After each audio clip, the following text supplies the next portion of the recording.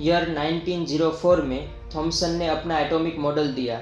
उसके बाद लगभग सारे लोगों का ऐसा मानना था कि एटम पॉजिटिव चार्ज स्फीयर से बना होता है और इलेक्ट्रॉन वो पॉजिटिव चार्ज स्फीयर में अनइवनली डिस्ट्रीब्यूट होता है।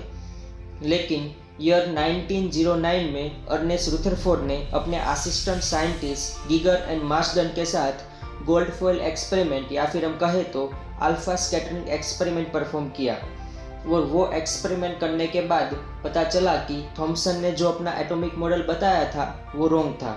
चलो अभी रुथरफोर्ड के एक गोल्ड फॉइल एक्सपेरिमेंट को डिटेल में समझते हैं।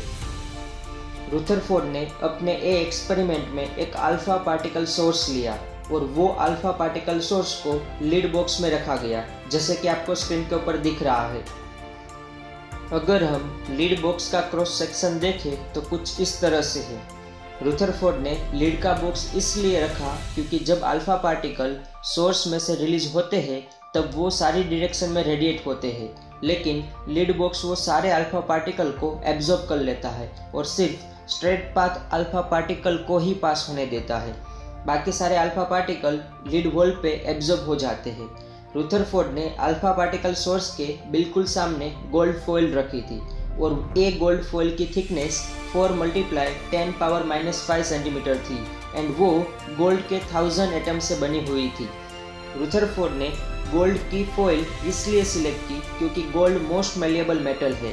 गोल्ड को आप बिल्कुल नहिवत के बराबर थिन शीट में कन्वर्ट कर सकते हैं और रुथरफोर्ड ने गोल्ड फॉइल के सराउंडिंग में चारों ओर डिटेक्टर लगाया था जो कि अल्फा पार्टिकल को सेंस करता था।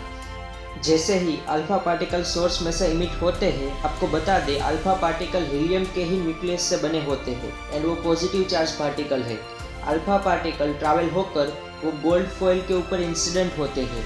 गोल्ड फॉइल पर इंसिडेंट होने के बाद वो गोल्ड फॉइल के गोल्ड के एटम में से पास होते हैं एंड एटम के साथ टकराते हुए अल्फा पार्टिकल वहाँ से डेविएट होते हैं एंड डिटेक्टर वो अल्फा पार्टिकल को सेंस करता है।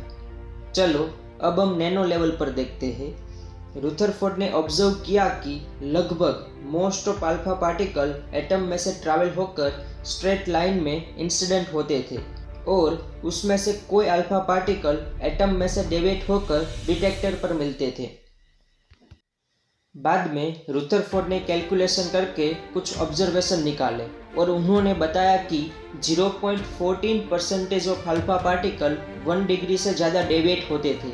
मतलब अगर आप 10,000 अल्फा पार्टिकल पास करते हो तो 14 पार्टिकल 1 डिग्री से ज़्यादा एंगल में डेविएट होते हैं। और उन्होंने बताया कि 8,000 अल्फा पार्टिकल में से 1 अल्फा पार्टिकल 90 डिग्री से ज़्यादा डेविएट होता है और 20,000 अल्फा पार्टिकल में से 1 अल्फा पार्टिकल रिबाउंड होता था, मतलब 180 डिग्री से डेविएट होता था। बाद में रुथरफोर्ड ने इस ऑब्जर्वेशन के कंक्लूजन में कहा कि एटम का मोस्ट ऑफ रीजन एम्प्टी होता है, इसलिए लगभग सारे alpha particle without any deviation detector पर मिलते थे।